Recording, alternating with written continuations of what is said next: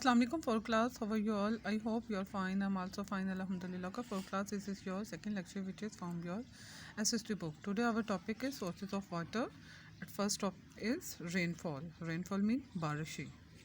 In Pakistan में most of the rain falls during the monsoon season and we also get some rain from the west in the winter. Pakistan में ज़्यादातर जो बारिश होती है वो मानसून के मौसम के दौरान होती है और कुछ बारिश मौसम सरमा में मगरब की तरफ से भी आती हैं. In many places the ground is very hard and rain water does not sink into the ground. कुछ जगहों पर ज़मीन बहुत ज़्यादा सख्त होती है और जो बारिश का पानी है वो ज़मीन में डूब नहीं पाता. Ground mean अर्थ, ज़मीन.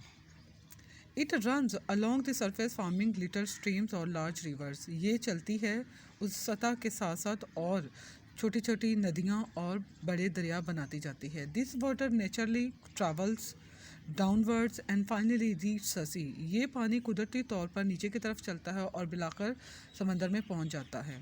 As it does not rain all the time, जैसा कि बारिशें पूरा साल नहीं होती, हर वक्त नहीं होती और regularly throughout the year और ना ही पूरा साल मुसलसल होती हैं. It is important to store water for later use. तो ये बहुत ज़्यादा अहम है, ये बहुत ज़्यादा ज़रूरी है कि पानी को बाद के इस्तेमाल के लिए महफूज कर लिया जाए. स्टोर मीन महफूज करना. दिस इज़ वाई यही वजह नंबर ऑफ डैमों की जो तादाद है, रेजिवर्स मीन तालाब, झीलें जहाँ पे पानी को सेव किया जाता है. एंड टैंक्स, तालाब have been built where water can be stored until it is needed.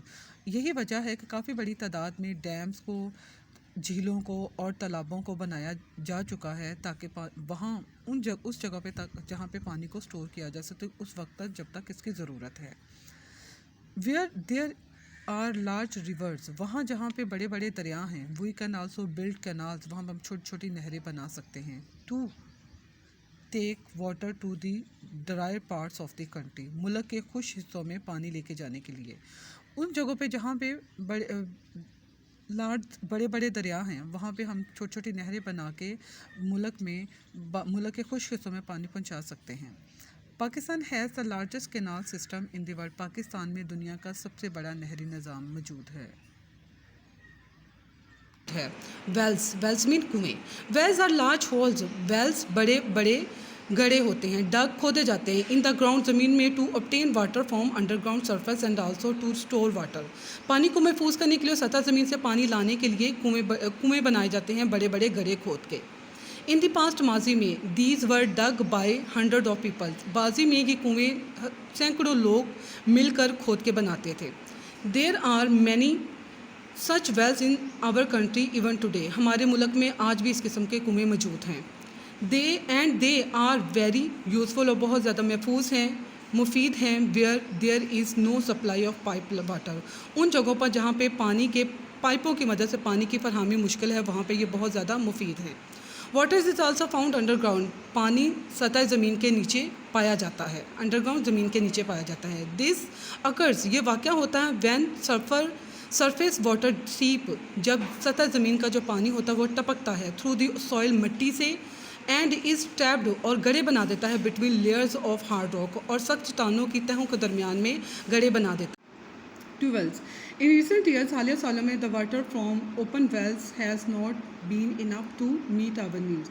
हालिया सालों में जो खुले कुएं से जो पानी है वो इतना काफ़ी नहीं है कि हमारी ज़रूरत को पूरा करता हो. We now dig wells by drilling very deep holes. अब हम कुएं खोद रहे हैं गहरे गड्ढों से मशीनों की मदद से, इन द ग्राउंड, ज़मीन में. अ ट्यूब और केसिंग, ट्यूब केसिंग मीन संदूक या फिर पाइप जिसे हम बोलते हैं, is put into the holes, उन सुराखों में रखे जाते हैं. Water from many hundreds of metres, पानी कई सैकड़ों मीटर से लाया जाता है बिलो, नीचे से, the surface of the pumped bye electricity और डीजल पंप. बिजली की मदद से और डीजल पंपों की मदद से सैकड़ों मीटर नीचे से पानी की सतह से पानी को ऊपर लाया जाता है. फार्मर, किसान, कैन वाटर, पानी दे सकते हैं there crops through out the year. किसान पूरा साल अपनी फसलों को पानी दे सकते हैं. If there is a tubewell near the land, अगर कोई भी ट्यूबवेल उनकी ज़मीनों के करीब है. Okay, 3 class, this is your lecture. I hope you understand. You underline the difficult words on your book and write on your notebook. Okay, have a nice day. Allah.